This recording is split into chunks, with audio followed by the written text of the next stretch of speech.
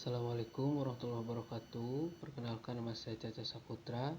Saya merupakan mahasiswa PJJ Manajemen di Universitas Saber Asia. Kali ini saya akan mempresentasikan review 5 artikel terkait mata kuliah Manajemen Hubungan Industrial sebagai ujian akhir semester di Universitas Saber Asia. Untuk artikel yang pertama, yaitu dengan judul Manajemen Konflik dalam Penyelesaian Permasalahan Hubungan Industrial dalam Studi Bidang Hubungan Industrial Dinas Tenaga Kerja Kabupaten Pasuruan.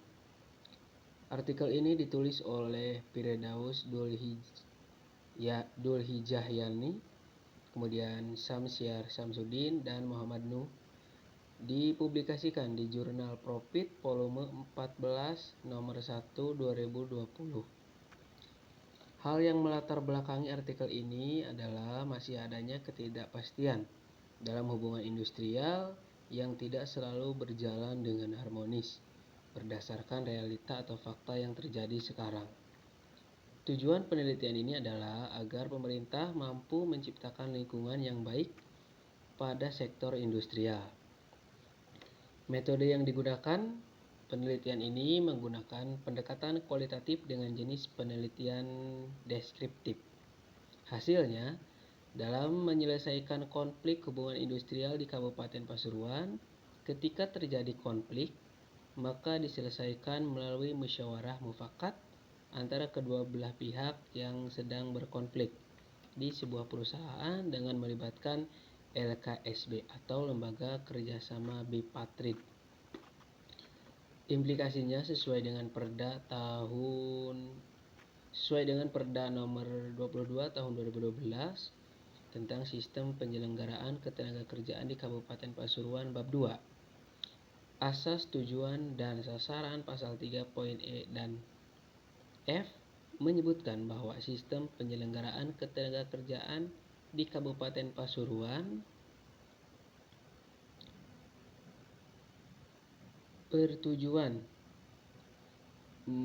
melindungi dan mensejahterakan tenaga kerja, mewujudkan lingkungan kerja yang layak, aman, harmonis bagi pekerja, pengusaha, dan pemerintah selaku instansi yang berwenang. Untuk artikel yang kedua, itu dengan judul Membangun Desain Hubungan Industrial dalam Mencapai Keharmonisan Antara Pegawai dengan Manajemen Hotel Zodiac Sutami. Ditulis oleh Lirin Rustini, Ica Mawarni, Emi Sanurjaman, Bobi Bayu Putra, Resya Dwi Marcelina. Dipublikasikan di Jurnal Ilmiah Ekonomi dan Manajemen volume 2 nomor 1 bulan Januari tahun 2024. Hal yang melatar belakanginya adalah persaingan antar perusahaan bisnis di zaman sekarang semakin ketat, sehingga banyak menimbulkan permasalahan yang bisa menjadikan perusahaan tersebut mengalami kegagalan dalam bersaing. Tujuan dari penelitian ini untuk mengetahui bagaimana dampak beban kerja terhadap kinerja karyawan di Hotel Zodiac Sutami dan juga perjanjian kerja seperti apa yang digunakan oleh Hotel Zodiac Sutami. Penelitian ini menggunakan metode penelitian kualitatif deskriptif. Hasilnya, terjadi kesepakatan antara HRD dengan karyawan sesuai dengan syarat-syarat yang tertuang dalam Undang-Undang Hukum Perdata tentang Perikatan, di mana unsur-unsur perjanjian kerja mencakup adanya pekerjaan, perintah, upah, dan waktu. Implikasinya, perjanjian kerja di Hotel Zodiac Sutami mencakup tahap kerjasama sebelum perjanjian kerja resmi dibuat. Bentuk perjanjian kerja di Hotel Zodiac Sutami adalah perjanjian kerja waktu tertentu atau PKWT dengan masa berlaku selama 24 bulan. Selain itu diperbolehkan adanya upah lembur dan perusahaan wajib memberikan upah lembur sesuai dengan peraturan perundang-undangan.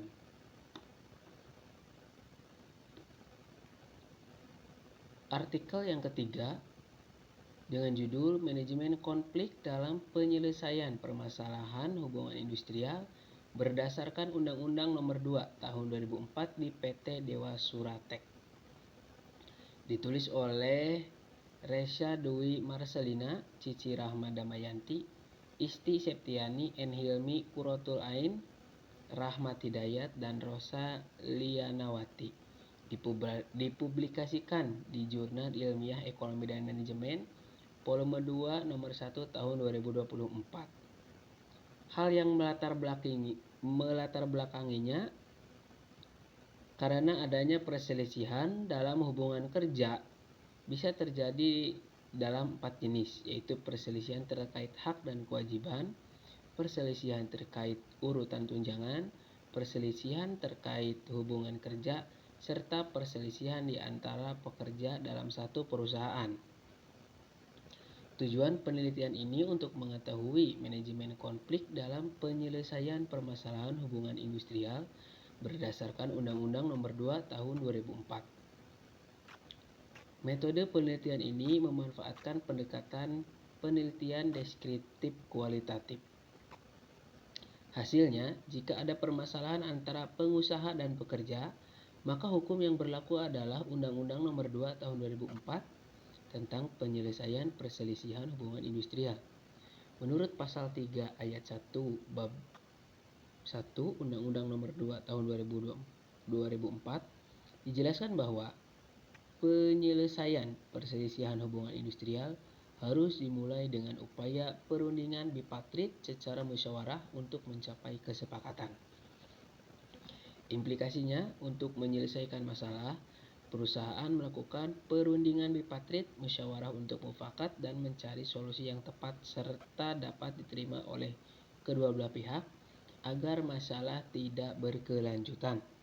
Hal ini sesuai dengan ketentuan Undang-Undang Nomor 2 Tahun 2004 yang mengatur prosedur penyelesaian perselisihan hubungan industrial dalam 4 tahap, yaitu bipartit, konsoliasi atau arbiter, kemudian mediasi, dan yang terakhir melalui pengadilan hubungan industrial.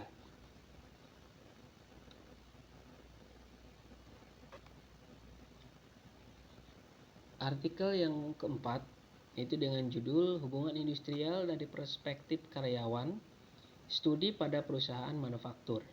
Ditulis oleh Dea Islami Aulia, Galih Khairul Ikhwan, Deris Pernandi Putra, Mei Chandra Putri, dan Siska Risnawati Apriani.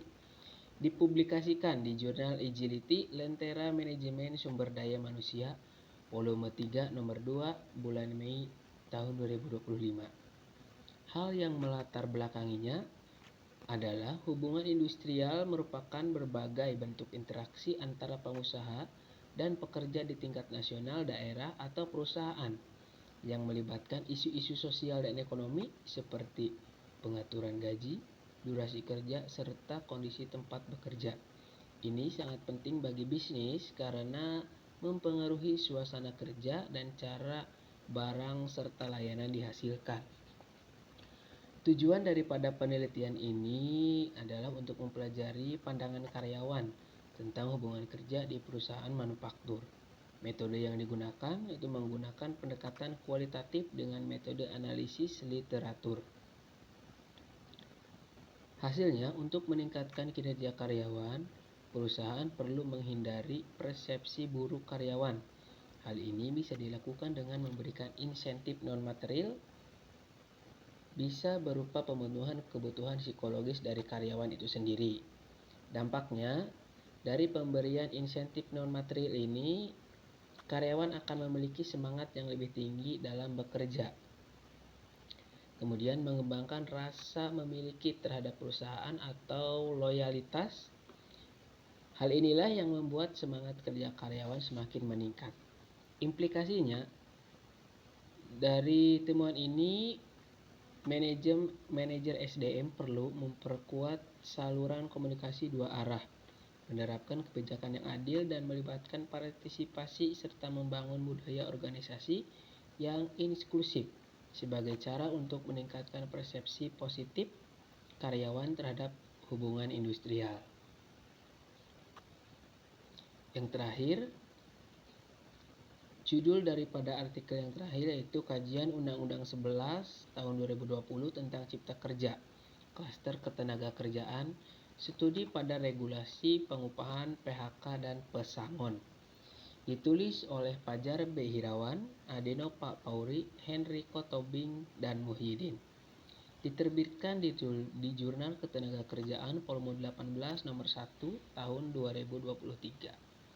Hal yang melatar belakanginya, reformasi kebijakan ekonomi telah menjadi suatu keniscayaan bagi pemerintah Indonesia untuk meningkatkan pertumbuhan ekonomi, sehingga tidak kehilangan momentum bonus demografi. Salah satu upaya yang dilakukan oleh pemerintah Indonesia untuk melakukan reformasi ekonomi adalah dengan menggunakan metode Omnibus Law melalui Undang-Undang Cipta Kerja. Tujuan daripada penelitian ini untuk memahami kebijakan tentang pekerjaan dalam Undang-Undang Cipta Kerja, terutama soal upah, memutuskan hubungan kerja, dan pesangon. Metode yang digunakan dalam penelitian ini adalah metode kualitatif dengan pendekatan kajian literatur. Hasilnya, penelitian menunjukkan bahwa Undang-Undang Cipta Kerja melakukan perubahan dalam kebijakan ketenagakerjaan dengan mengurangi jumlah uang pesangon dan mempermudah prosedur pemutusan hubungan kerja.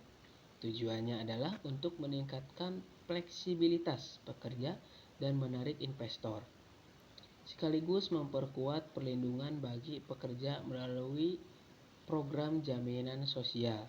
Namun, pelaksanaan kebijakan ini masih butuh peningkatan pengawasan dan sistem perlindungan sosial yang lebih baik.